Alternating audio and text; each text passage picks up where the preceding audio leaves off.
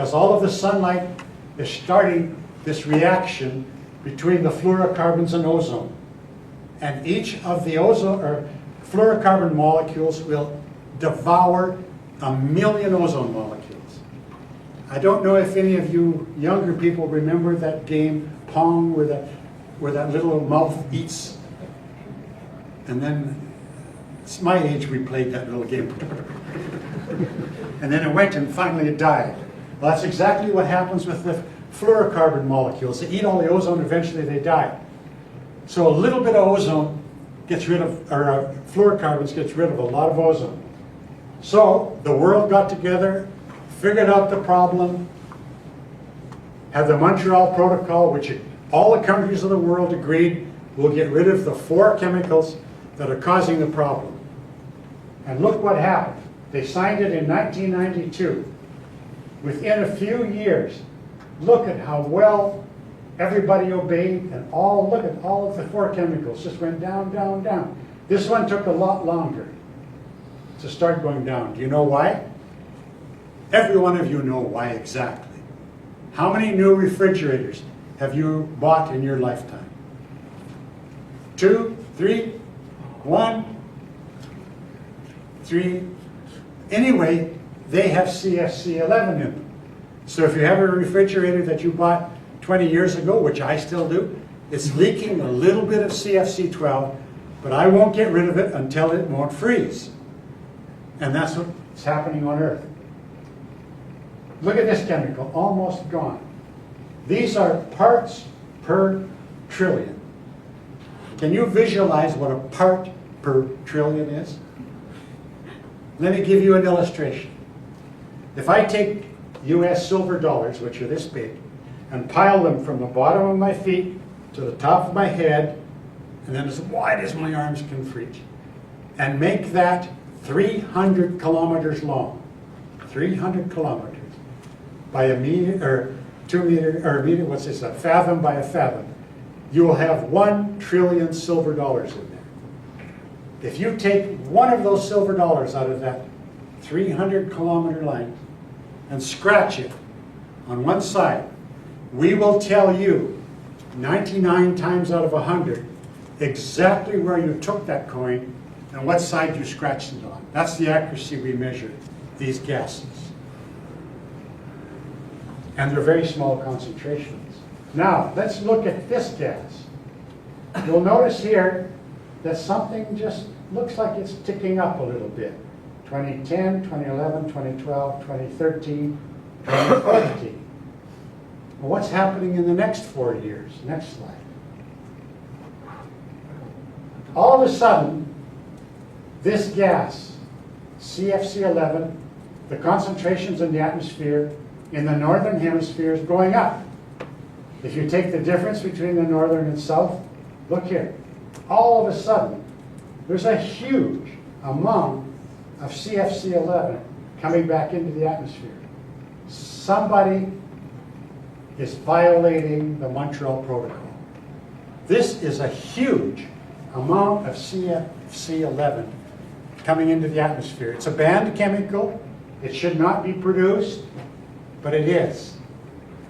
And we just published a paper about 3 weeks ago showing where this is coming from. Where do you think it's coming from? Don't be shy. No, not India. Closer to you. China. And using the different stations and trajectories, we can tell you what province it's coming from. And guessing the province, you can look at the cities and guess what city it's coming from. And, next slide. The New York Times sent some reporters to China, and the people they talked to did not know they were reporters. And they went to this city, and they talked to a number of people, and one of the manufacturers of refrigerators said, you had a choice. Choose the cheapest foam agent that's not so good for the environment, or the expensive one that's better for the environment. This area was using CFC11, and it's banned, but they've got other companies to make it in huge amounts, And they were using it to blow foam into refrigerators and air conditioners and other things. And I would expect that those people are now in big trouble because the upper levels of government were very embarrassed.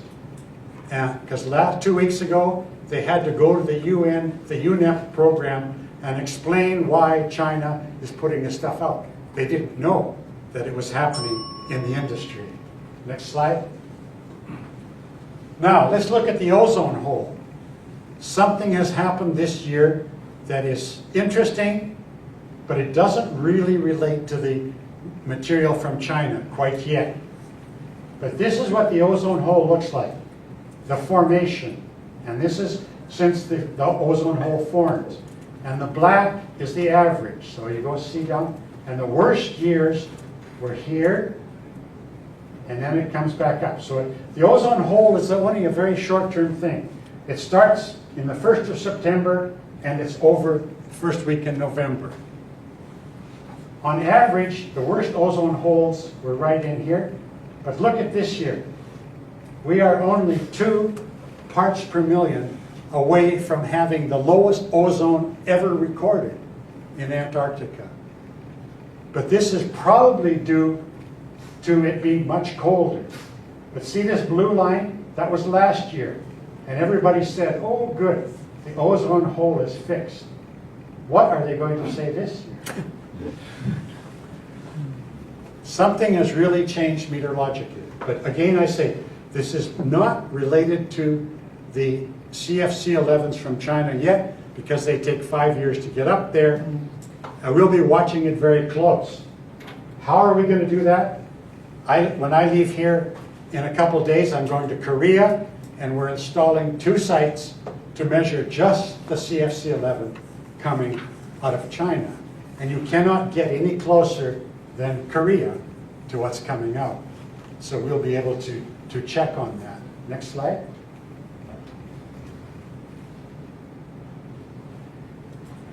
You know that we still have car air conditioning and air conditioning in our houses, and so the new chemicals that were made were these 4 chemicals here. This one is a very strong greenhouse gas, and it was going up, and then it started leveling out, and then all of a sudden it went up again, because developing countries got a 10-year exemption to phasing this out. And so China and India started producing a huge amount more, because it's very profitable to make this and sell it to Europe and the US surreptitiously or under the, but soon they'll have to, their exemption runs out next year, so they're going to have to start taking control of it if they obey the law. But look at here how fast we can pick up a molecule. We know that this gas is being produced, and as soon as it's sold commercially, look how it goes up.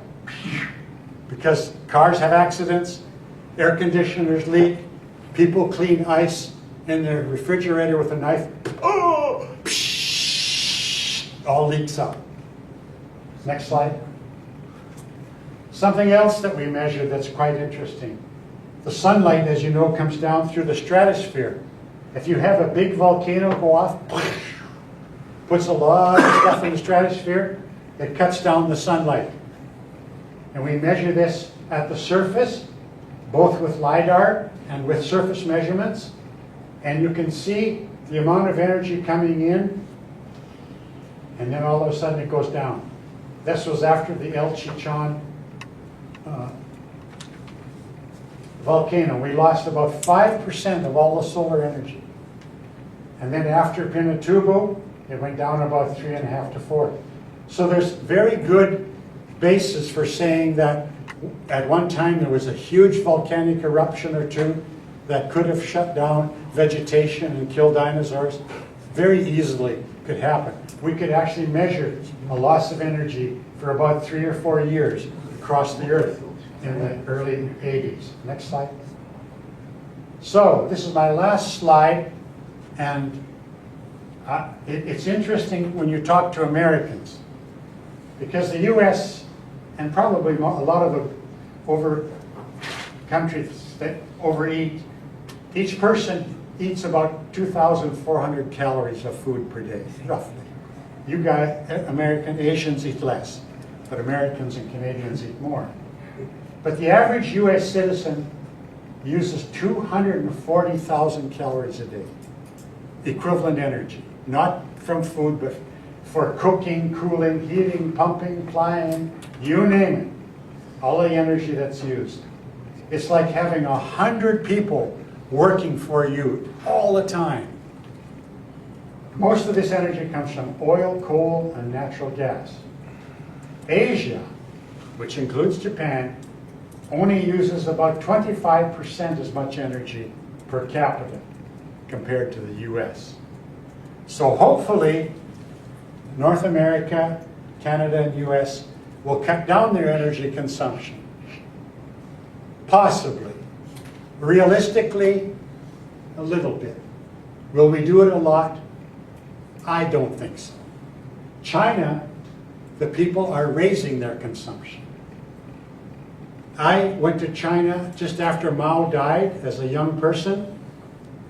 I was very fortunate because I had a Chinese wife. It opened some doors. And I met many young scientists there. And I went to their homes. One that I've kept in contact for 40 years. I went to his place. He had a little apartment, 2 rooms, and a communal kitchen with 5 other families. And that's how he was living. He was a scientist. His income was less than what I waste in money in a day. I go back to see him now.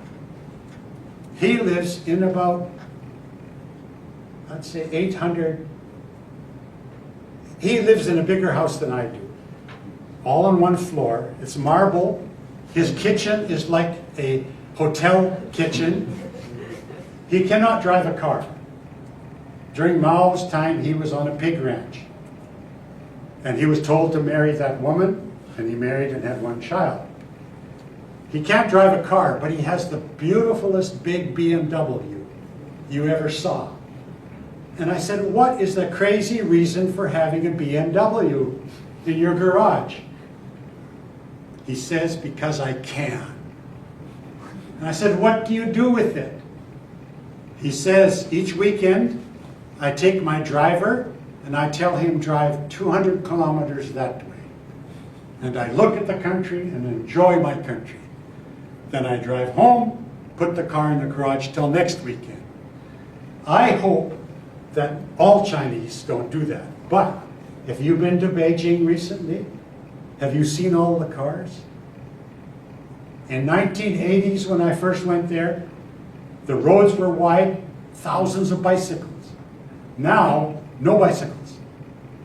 Cars everywhere, 8 lanes wide through Beijing, every direction. Housing outside of Beijing, those beautiful big houses, when you go out towards the wall, have you seen those big houses there? It's incredible how rich some of the Chinese are, but they're using, I think, as much energy as the average American now. Is that going to change soon? I don't think so, but it might. Without that, I think I'm finished.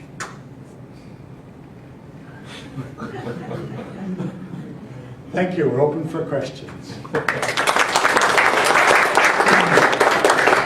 Thank you very much for your very informative presentation.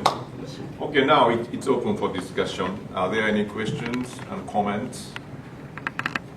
You can ask any question you want, social, financial, anything like that. So when I talk to high school students, I get some very interesting questions. Okay, thank you very much for the very nice presentation. And the IPCC pointed out that we have to target the 2 degrees or hopefully 1.5 degrees in the next decade. However, CO2 increasing and CFC replacement also increasing. What should we do for the 2.2 degree or 1.5 target? Yeah, the IPCC just came out with another report about 3 weeks ago or so that said we've really got to cut CO2, and if we really want to save the Earth to what it is like we've got to become to zero CO2 output. That question that you ask, I get that every time I give a talk. If it's not the first question, it's the second. I do not have a good answer. Yeah, okay. I don't know if there is a good answer. Yeah. There must be, but I think a lot of people think of it, but how? Let's be realistic. How are you going to do that? Yeah, in Japan, the population is decreasing now. Maybe our society becomes a more environmental good society. But to watch globally, the population increasing, still increasing. And will be the one yeah, and there's a lot of places in the world, like we mentioned, India, they want to get their people up to a certain level. China, there's still a lot of poor people, but they're getting better all the time. Who would have thought that 50 years ago, the poor, mixed up China would be one of the most powerful, rich countries on earth? I never thought that. But look, and so the people are using more energy. Is the US going to get smaller cars, smaller houses, not eat fruit flowing in from South America? In winter, you can get any fruit you want, probably in Japan also. Tropical fruit, because it comes in by plane or by ship.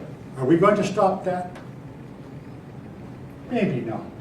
And my final question, do you have any opinion for the renewable energy usage?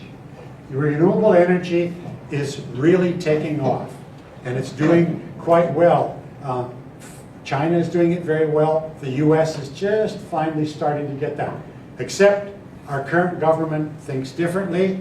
They are penalizing renewable energy and subsidizing drilling and making more oil.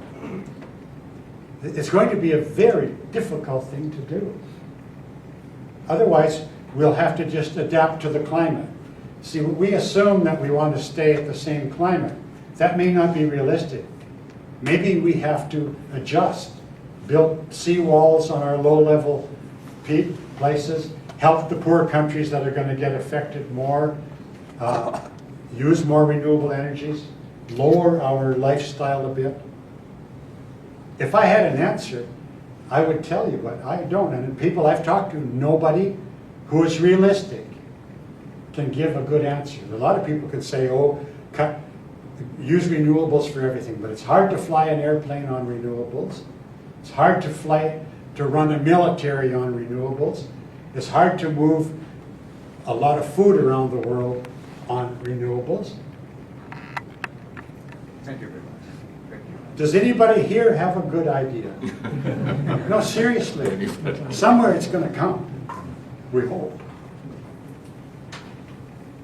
Any other questions? Yeah. You first? Okay. So, thank you very much for a fascinating talk.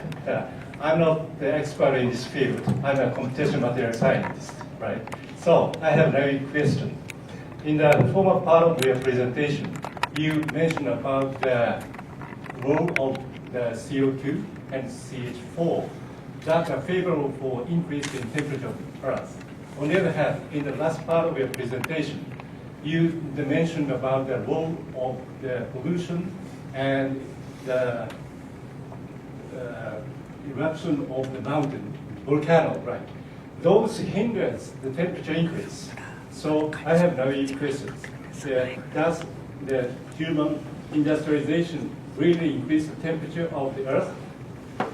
Is my question clear to you? Yes.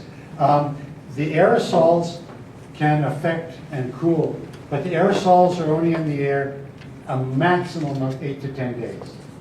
They have a very short lifetime. I see. The volcanoes, they can cool the earth, but they're only in the air 3 or 4 years. But there are proposals now studying to put aerosols up using rockets to cool the earth, or to put big reflectors in space, but that's very expensive. And what happens if you do this and you cool and hold the earth, and then the government changes or your system fails, then all of the CO2 that's up there will just come back with a vengeance, because the CO2 will be there 1,000 years. These other effects are only days, weeks, months, or years. So we've really got to work on the CO2. The methane will go away within 10 years or so maybe, but CO2 is the real problem, and it's long-term. So all the other things can come and go, but CO2 will still be there later on. So time scales are quite different. Very different. Okay, Yeah. thank you.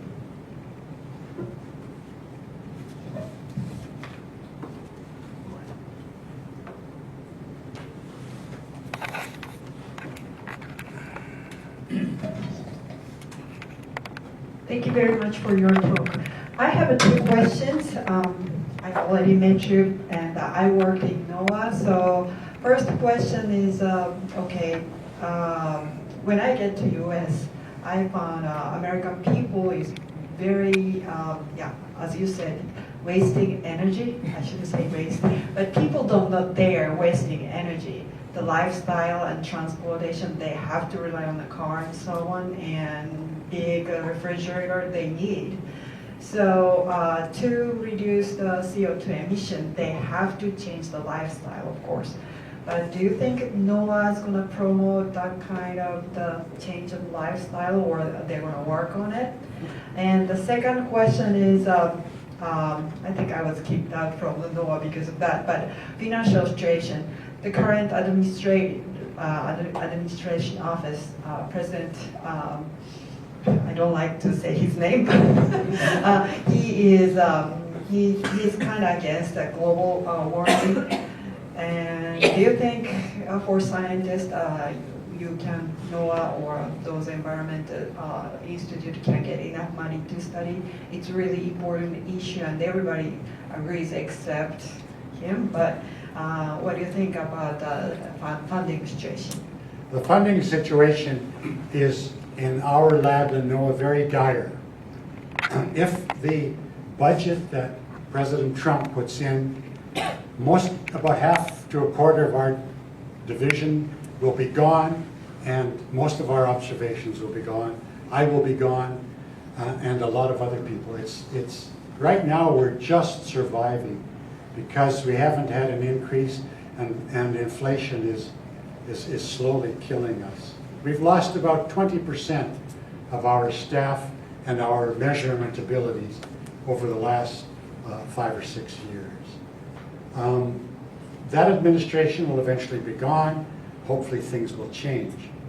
But we are relying more now on China, Korea, Japan, data from the aircraft programs. We can't even afford to put equipment on those big aircraft like the Japan Airlines do. So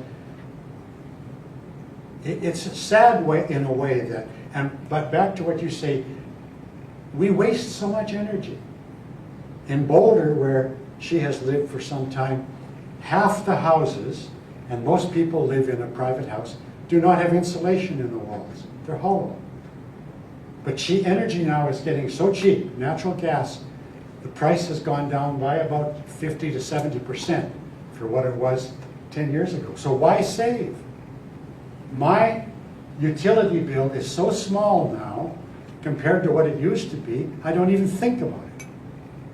I put solar energy in, so I don't have electricity bill. My gas bill is less than taking my family out for a meal for a whole month. So there's no incentive. So we're using all of this energy. As you know, in the US, you can go into a grocery store and there'll be freezers that are open.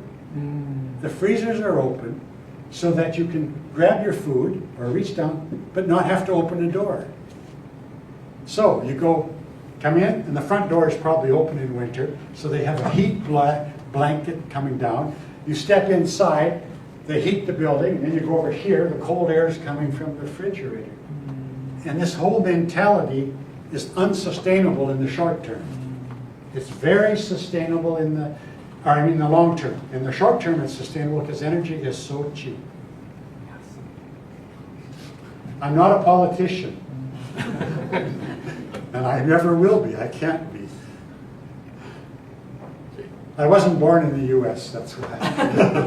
Yes, so I'm curious about the education system in the USA. So how American people accept that situation in grocery store or yeah. So How can they accept it? It's a very good question. The education system is very different. There's no standard across the US. There's no standard across the state. Each little city or county sets their own education. So some counties and some schools are very good and other ones are not. In Boulder, the city has a reputation in 2 or 3 schools to be very good. You can go 50 kilometers away and the schools are very, very poor. It's just the way the culture is. They don't have a strong central government that sets standards or sets rules. In Texas, there are textbooks that they have taken out anything about evolution, anything about energy use, completely is gone. It's not even taught. how do you think about the outreach activity from scientists to students or educators? We try, but NOAA is not allowed to do anything political. And our data, we do not make any climate predictions. We just produce data. Because if we started taking that data, feeding it into computers, we would push a dot here, change something there, maybe, because scientists are human. So we make the data, and then we show everybody how we do it, and we give it away. You can look on our website, and some of our data is there in real time from our stations. And it's just completely open, and if you ever ask, how did you get this data point, we have all the standards, all of the history, and it's free and open to anybody. Of all of the scientific papers published, 30 to 50% are published outside of our division by people around the world who use the data and trust it. Okay, thank you very much. Okay. Are there any questions?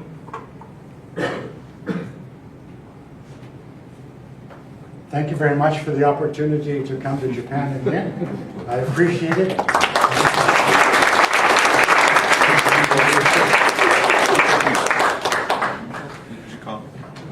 まだ大丈夫です。続けていただいて。どんどん持っちゃう。ライブラリーの紹介。ライブラリー。ライブラリー。押してもらいます。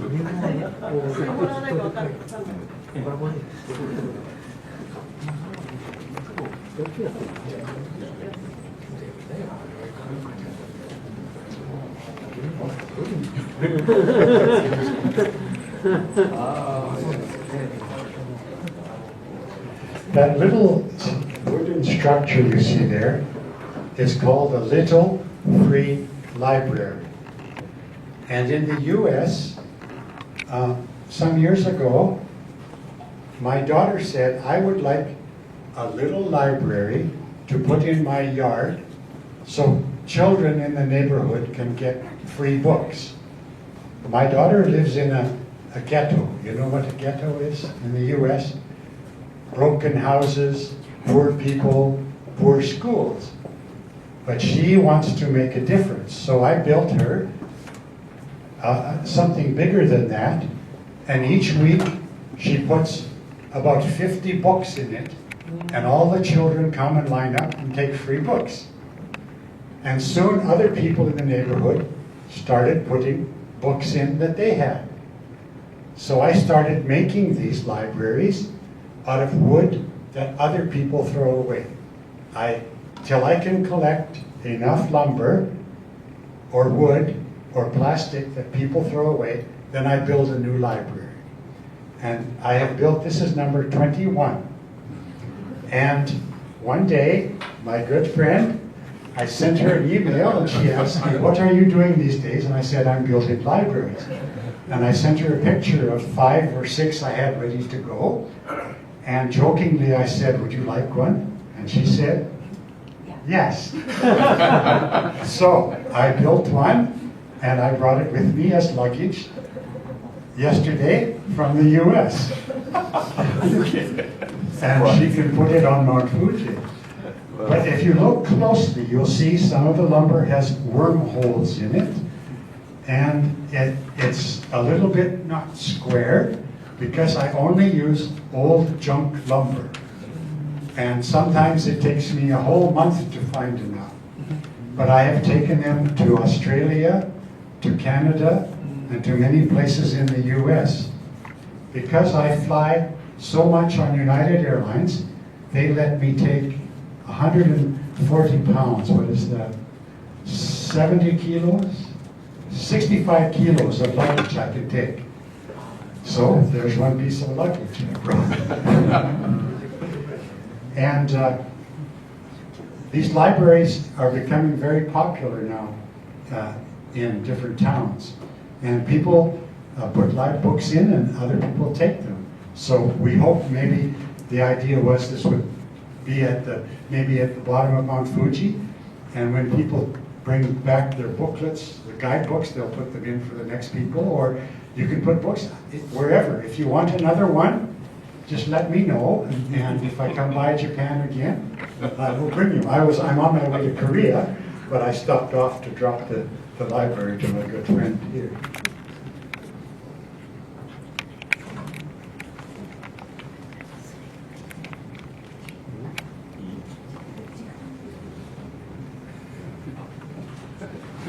Some conspiracy.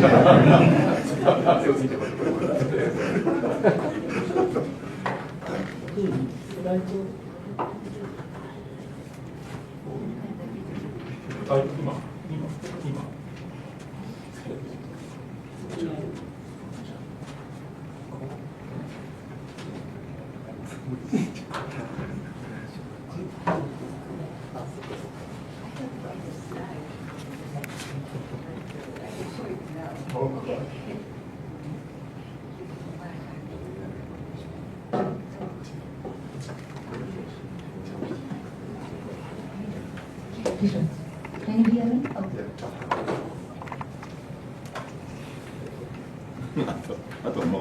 I made this slide for reception, not now, but we have time, so I can show you 2 minutes. I'll tell you what RAS is, and this Speak is in Japanese. In addition, okay. You all heard about his scientific field, isn't it? Or scientific group.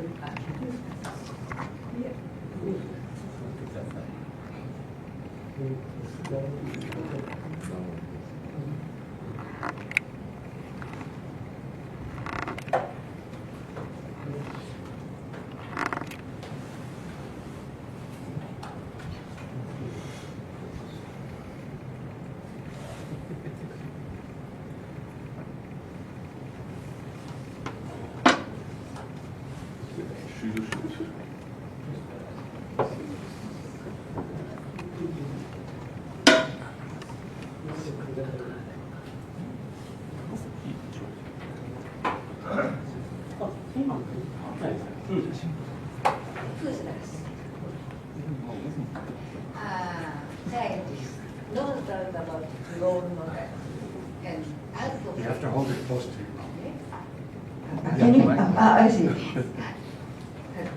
Who's last? Scientists, no doubt about it. You all heard what he talked. Okay? And then advocate big support for our activity from the beginning of NPO work from 2006 and 7 and 2009 at Taiwan, and he was always helpful for us. And next, traveler. He's a fantastic traveler. Visited every single continent in 91 countries. And family man. Yeah. He has 2 grandsons, a daughter, a son, and a wife. Loyal friend. Why don't ask him with impressive story? It's a little secret, but I will show you later. Yeah. This is the first slide in our NPO symposium in 2006. he had helped us in English. You had already had the clear NPO in Japanese and English. That one.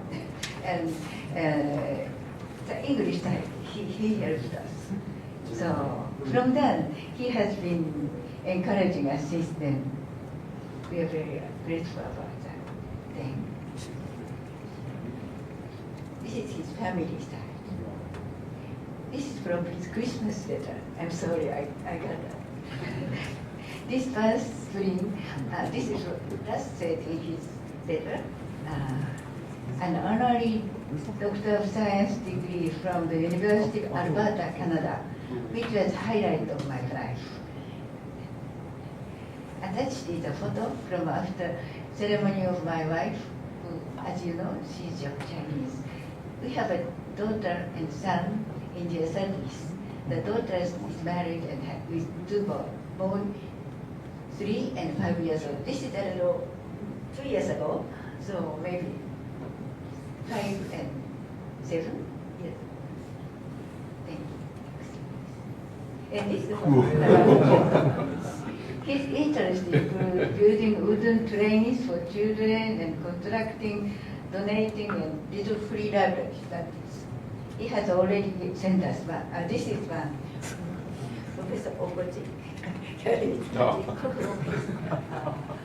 Hotel. Thanks, please. This is a little library. Special present from us to NPO.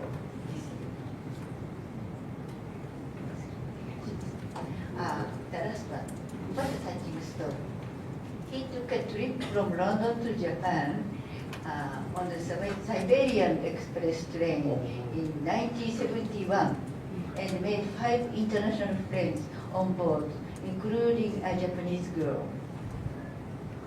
Five of them, Dutch, Danish class artists, Swiss Red Cross interior, and Australian art group, and Swiss descent of noble family could have great reunion in Denmark 3 years ago. Unfortunately, they missed one Japanese lady.